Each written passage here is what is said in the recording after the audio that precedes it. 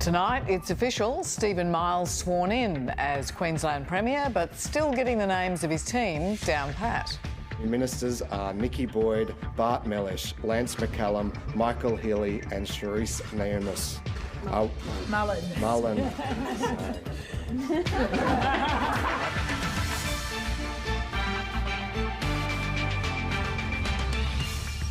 The sting in the tail of ex-Cyclone Jasper, widespread flooding, and the heavy rain continues to fall in the far north. The extraordinary life and talent of Barry Humphries celebrated with a state memorial service at Sydney's Opera House. And a miss for Mitch, the hometown hero falls short of a century in the first test at Perth.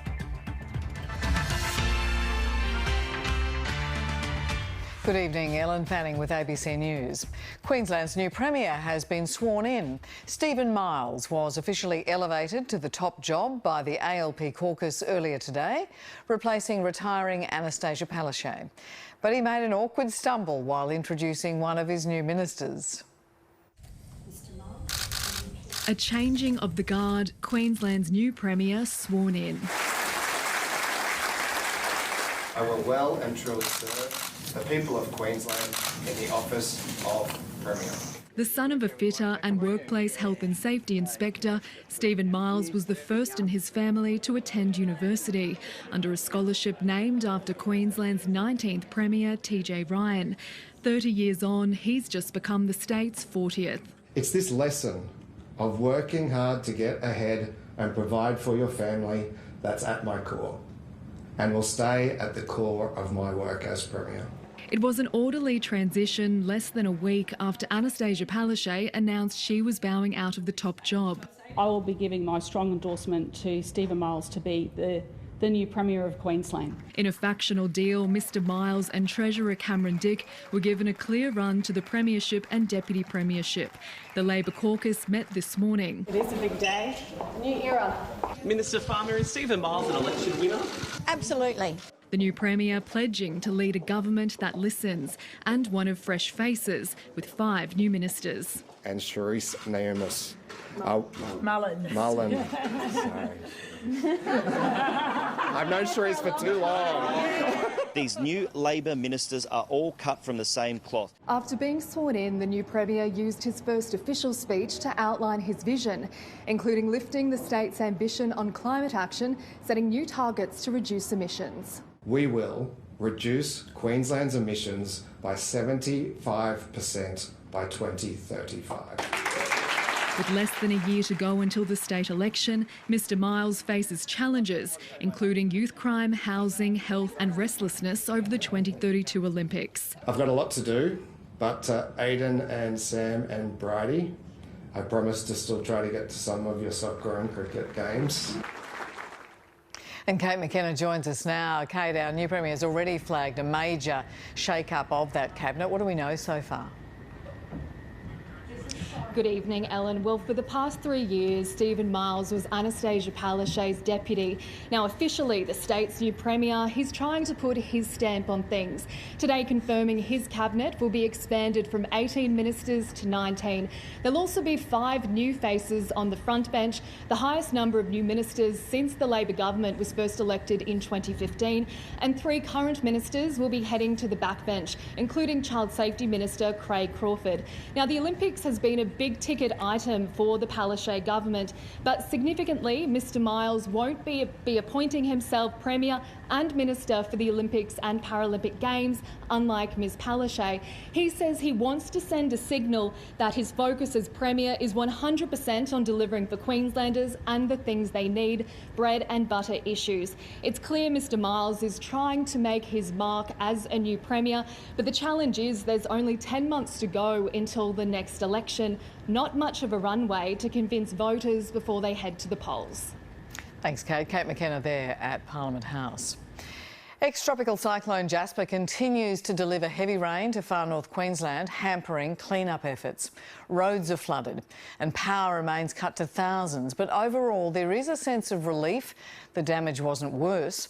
Tourism officials, though, say the region has suffered a significant financial blow. The overwhelming. overwhelming force of nature escaping Barron Gorge. The aftermath of Tropical Cyclone Jasper still delivering a drenching. Flash flooding has cut roads, leaving thousands without power. Repair crews can't get through. No internet, no mobile, but luckily enough I bought a generator last weekend, so I've got the fridges running, so I haven't lost any food and I can make a cup of tea. In Mossman, unsuspecting locals who ventured out got stuck when rivers rose again.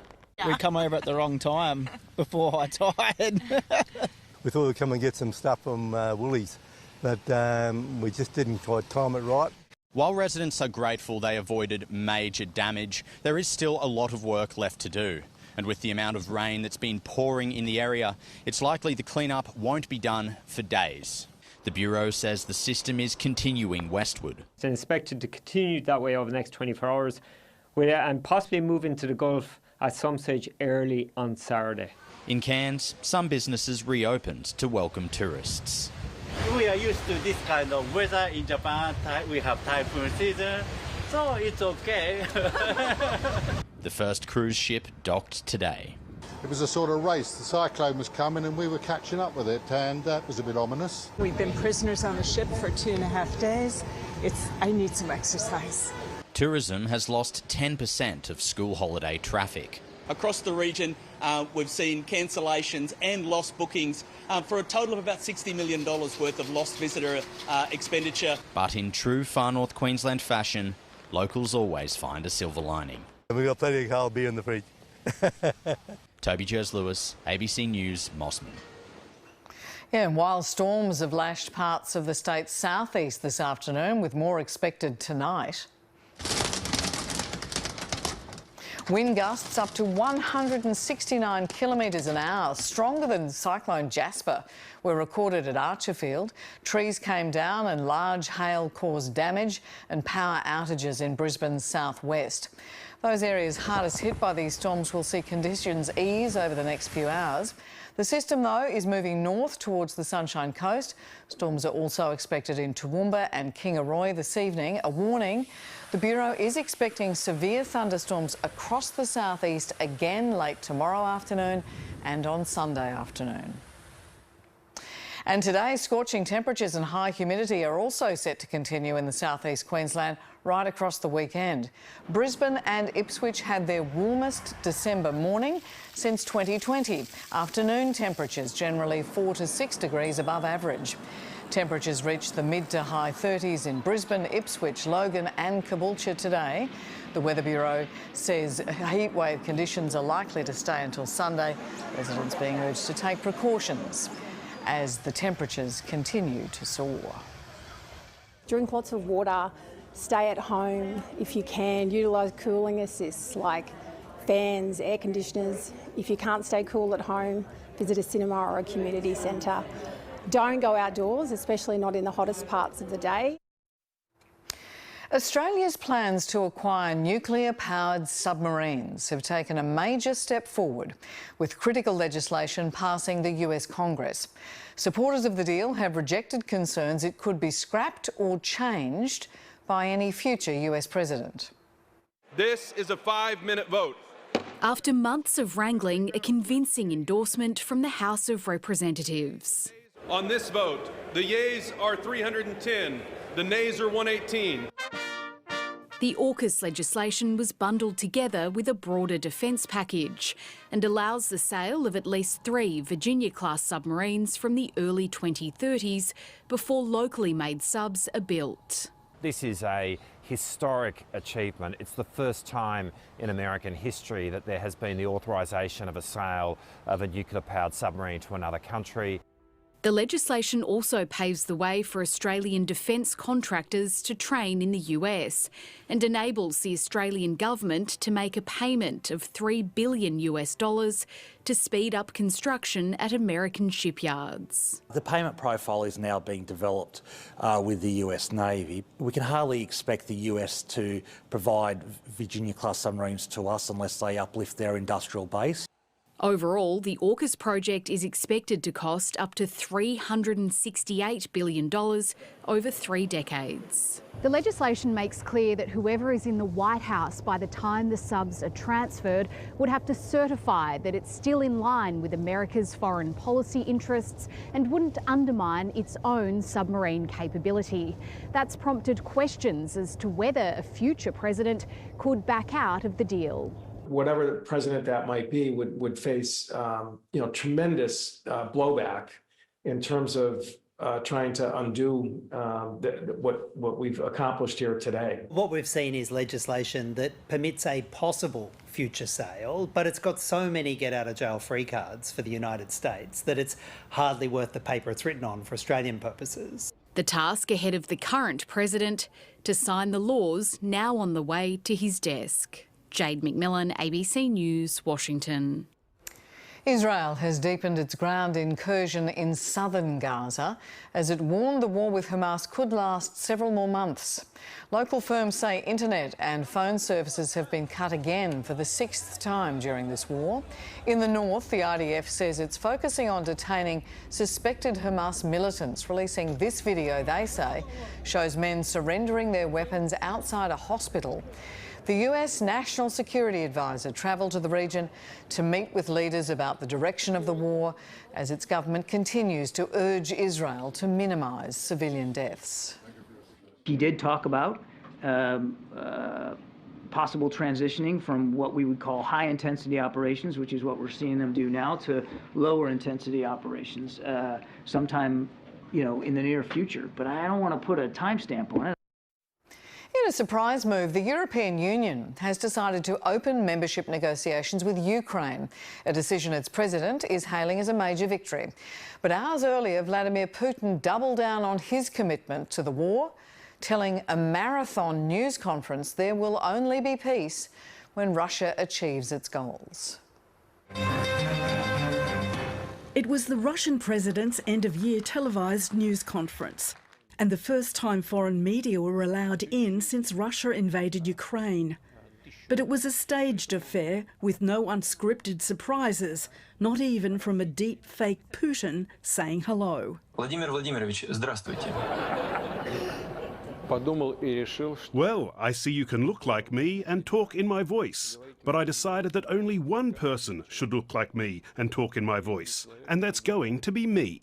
And the real Vladimir Putin vowed to press on with the war until Kiev capitulates.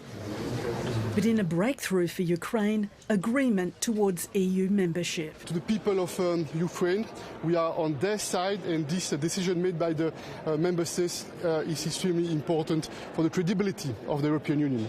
This is a truly remarkable result for Ukraine and for the whole of Europe. Another step towards Ukraine's full membership in the EU. Out on the bitterly cold battleground near Bakhmut, these Ukrainian fighters are holding the line against Russia. If there's no support from the Western countries, then it's going to get really bad. Russia will seize Ukraine, then it will be the turn of the Baltic states and Poland. More weaponry and manpower can't come soon enough. We live in a very brutal time. Will this keep dragging on? Give us people, give us weapons, and this will be over very soon. There's no end in sight, but these battle-worn soldiers are digging in. Jenny Lavelle, ABC News. It was a send-off fit for a dame. Politicians, pop stars, comedians and the King all shared stories of Barry Humphries' comedic genius during his state memorial service at the Sydney Opera House. 8 months after his passing, the man who brought Dame Edna to life has been remembered for his wit, curiosity and passion for the arts. Reporter Penny Timms went along to see the great and the good say farewell, possum. It couldn't begin any other way. Hello, possums. Yes, it's me, Dame Edna, and aren't I looking gorgeous? With a nod to Barry Humphries' notorious alter egos. I thought, what if Joan is wearing an identical frock? There were tributes from musicians, media moguls and even members of the royal family. The Arts Minister delivering this message on behalf of the King. I suspect that all those who appeared on stage or on TV with Barry's Dame Edna, or who found her appearing at the back of the royal box, will have shared that unique sensation where fear and fun combine. They've found me a better seat. Barry Humphries lived to make people laugh, with his eccentric characters often standing in stark contrast to one another, representative, apparently, of Australia's own House of Parliament. If Dame Edna represented the refinement, the consideration and the style of the upper house, Celeste was, without doubt, the lower house. Behind the scenes, he provided a blueprint for comics. Asking a comedian to improvise a comedy show is like asking a magician to do real magic. And Barry Humphries had real magic, and it never went away. His appeal and impact illustrated by the dignitaries and fans who turned out at the Sydney Opera House. Time also to reflect on Barry Humphries, the man, father and advocate for sobriety. His was a life in two acts. The chaos of addiction, and then from the 70s onwards, his sobriety. He was enormously proud of it, and he regarded it as his greatest achievement. Throughout the service, there have been many references to Barry Humphries' distaste for political correctness, a stance that sometimes landed him in trouble, most recently for controversial comments made against people who are transgender. But for his fans, it was his willingness to push boundaries that made him so appealing.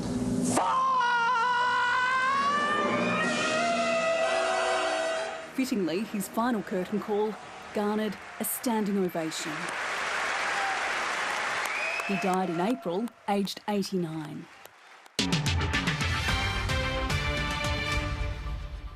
Lawyers for former Liberal staffer Bruce Lehrmann have challenged the objectivity of journalist Lisa Wilkinson over a text message she sent accusing his former boss, Senator Linda Reynolds, of lying through her teeth.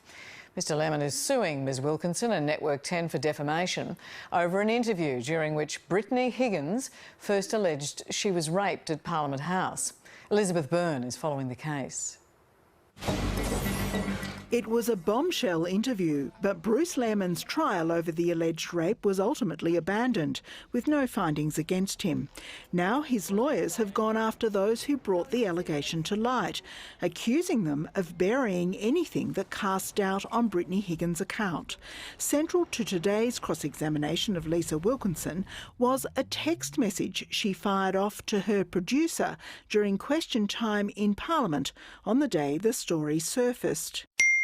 Penny Wong magnificent, Reynolds lying through her teeth. Mr Lehrmann's lawyer Matthew Richardson suggested the message showed Ms Wilkinson had believed Ms Higgins' story, regardless of the evidence. You could not be objective, I suggest, in terms of making a fair assessment of the evidence. Mr Richardson also accused the program of burying the government's official response and suggesting Ms Wilkinson should have challenged a comment by Ms Higgins that her former boss, Michaelia Cash, had suggested she suck it up when she said she felt panicky coming into Parliament each day. It's cartoonish villainy, isn't it, the way that it's portrayed there? Ms Wilkinson said she couldn't say if it was true because she wasn't there, but added, I think a lot of women over the years who work in politics have been told to suck up situations, Mr Richardson, so I think it is possible that those words were spoken. Later, she was shown an abridged quote suggesting security staff had not looked in on Ms Higgins, when she had stated they had. That's very poor journalism, isn't it, to conceal that? I'm disappointed to see that, Ms Wilkinson conceded. One thing revealed today was that a tape of a conversation between Brittany Higgins' lawyer Leon Swire, her fiancé and a friend, which emerged on Sky News earlier in the week, won't now be tendered as evidence. The case will continue on Monday. Elizabeth Byrne, ABC News. The driver of a car which crashed into patrons outside a Darford pub in Victoria last month has been granted bail. 66-year-old William Swale walked out of prison today after being charged by police on Monday in relation to the incident which killed 5 and injured others. Magistrate Brett Sonnet said the alleged offending was very serious, but Mr Swale should be granted bail.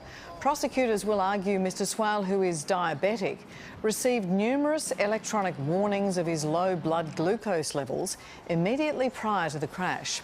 Lawyers for Mr Swale have signalled he will plead not guilty, arguing it was a medical episode. Victims' families, who were in court today, opposed bail. He's relieved that he's being released from prison, and he has great empathy for the victims of this Darford tragedy. The Therapeutic Goods Administration has issued a public safety warning over compounded diabetes medications being used for weight loss. An ABC investigation has uncovered pharmacies selling replica versions of Ozempic and Mounjaro, which are being used for weight loss. The approved drugs are in short supply due to high demand, allowing compounding pharmacies to make their own versions. But the TGA says these products have not been evaluated for safety or quality. Doctors are also worried. It is up to the regulators now to actually say this isn't acceptable. We need to ensure the safety of medications for patients and that what they are purchasing is safe, it works and it won't cause harm. To Finance News now, here's Daniel. We've got war in the Middle East, a heating climate, superpowers butting heads. You'd think the stock markets would be freaking out. The volatility index essentially measures how up and down traders think the US markets will be. Predictions of volatility are lower now than they were before COVID first hit. So either good, stable times are here, or we just got better at dealing with chaos. Maybe both.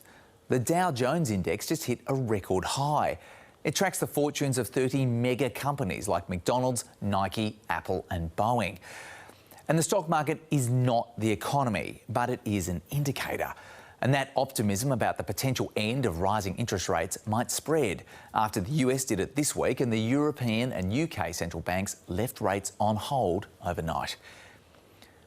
The Aussie dollar didn't move much today after yesterday's big bump. And with iron ore at nearly $135 a tonne, our economy continues to be powered by magic rocks people can turn into steel. Our market buoyant, particularly for the 3 stocks that comprise most of it: CSL, Commonwealth Bank and BHP. Our energy market operator, AEMO, has a new report about where we'll be getting the juice for our national electricity market. The market doesn't include the NT or WA, so apologies, but this is what it looks like for most of us. You can see the forecast speedy decline of coal because the cost of producing power through renewables is cheaper than burning dead dinosaur dirt. AEMO thinks they'll be shut in 15 years, earlier than previously thought. Necessary, but a hard switch in communities built on the back of powering the nation. And that's finance.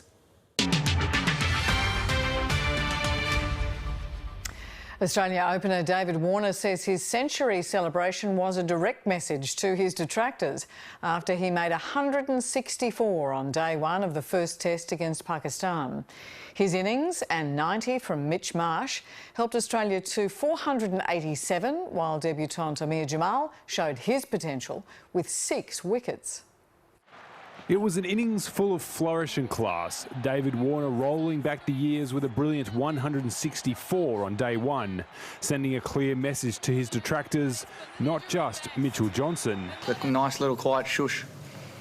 It's anyone who wants to write stories about me and, you know, trying to use headlines, get headlines, that stuff doesn't bother me. It's just the fact that I have to go out there, do what I have to do, and I'm allowed to celebrate how I want. His innings set the groundwork for Australia, which started day 2 with 346 on the board. Mitch Marsh wasting no time moving things along. With this pace, you can't bowl there. The all-rounder bludgeoning his way to a home half-century in front of family. Pakistan needed a lift and Amir Jamal delivered. Got him! And it's an absolute beauty as well. claiming Alex Carey and Mitch Stark in quick succession on his way to a 6-wicket haul on debut. After the lunch break, Marsh fell 10 runs short of a century. Bowled first ball. Australia losing its last 5 wickets for 76, bowled out for 487. Pakistan started with purpose, seeing off the quicks while offering a few chances, but the introduction of Nathan Lyon in the 11th upset their rhythm. The openers remained resolute, however, Abdullah Shafiq taking his scoring opportunities as they settled in to slowly erode Australia's first innings advantage. Tom Wildey, ABC News. The former Australian rugby union coach Eddie Jones has admitted to talking to Japanese rugby officials during the recent World Cup, but says it wasn't a job interview. The Wallabies' disastrous World Cup campaign was dominated by stories that Jones had been interviewing for the Japanese top rugby job. He's since resigned as Wallabies coach and was unveiled as the coach of the Japanese national team yesterday, 8 years after last coaching them. Jones said he'd spoken to a recruitment agency but wasn't formally interviewed for the job until December. I feel terrible about the results at Australia, because I wanted to go back and change Australia. So I feel terrible, mate, yeah. But I don't feel any guilt at all about this process. Melbourne United have underlined their status as NBL title favourites with a convincing win over the South-East Melbourne Phoenix. The ladder leaders demolished their local rivals 106 points to 78 at John Cain Arena. Joe Lual-Achul finished with 17 points and 8 rebounds. Puerto Rican Gary Brown led the way for the Phoenix with 22 points. His side now has 8 wins and 7 losses. United remained the top of the table with 12 wins from 15 games. Already at the top of the WNBL ladder, Townsville Fire have had an emphatic 28-point away win over the Southside Flyers. It's a 7th victory from the 8th games for the defending champions, who won 104 points to 77 at Victoria's State Basketball Centre. Townsville's Stephanie Reid and Sammy Whitcomb top scored with 22 and 21 points respectively. And let's take a look at the weather now. A severe weather warning in the wake of ex-tropical cyclone Jasper. Heavy rainfall across the northeast. There's a major flood warning for the Daintree River and a flood warning for the Mossman area. The flood peak, I'm told, likely tonight. Meanwhile, there could be mild to moderate flooding elsewhere across the northeast. Down south, as you've already heard, severe thunderstorms from Brisbane out to Ipswich down to the Gold Coast, moving across this area as we go to air and moving north, having come through the scenic rim, but is at Logan and surrounds this afternoon. Really wild scenes. And as you can see, ex-tropical cyclone Jasper is moving into the Gulf over the course of the weekend. A strong wind warning is in place for the southeast Gulf of Carpentaria. The hottest place in Queensland today was Urundangi at 43 degrees, 18 at Applethorpe. We've had very warm mornings and unusually hot afternoons for Brisbane, Ipswich, Logan. Toowoomba, Oakey and Dalby had their hottest afternoon temperatures since 2020. And it was very warm right across the state, in line with a severe heatwave warning for the Gulf Country, the Darling Downs and the Granite Belt, the southeast coastal districts, and those heatwave conditions persisting over the southeast right through this weekend. John took this photo at Pelican Park, looking towards Woody Point Jetty. Here's a Christmas-coloured poinciana at Graceville, thank you to John, and a rainbow with a storm at Yarra in southwest Queensland. Let's take a look at the satellite now and you can see the cloud cover as a result of ex-tropical cyclone Jasper. The other feature here, a trough extending from the Tasman across northeast New South Wales and southern Queensland, bringing the storms we've been talking about tonight. Synoptic chart, that broad trough will persist over Queensland for a few days, bringing those severe thunderstorms Saturday and Sunday afternoons in the southeast, as far inland as Emerald. So we're looking forward to a humid or not, humid and uncomfortable weekend ahead. A warm day in Sydney tomorrow, 21 degrees in Melbourne and Adelaide, cool and wet in Hobart and 35 degrees for Perth, Broome and Darwin. Beyond the weather in the far north, which we've discussed, about a 30% chance of rain and storms everywhere on this map. And again, cloudy and stormy everywhere here, but the southwest, Thargomindah, Birdsville, Windora, expecting sunny days. In the southeast, warm mornings, hot afternoons, likely storms, possibly severe, again extending inland. It sure will be hot tomorrow, 35 degrees in Brisbane, 37 in Ipswich. No escape on the bay, partly cloudy with the chance of a thunderstorm, possibly severe, seas increasing. And looking ahead, cooler temps Monday and Tuesday will break the heat wave. A pause from the storms Tuesday, then unsettled weather for the rest of the week. That is the news to this moment. Thank you so much for joining us. Good night.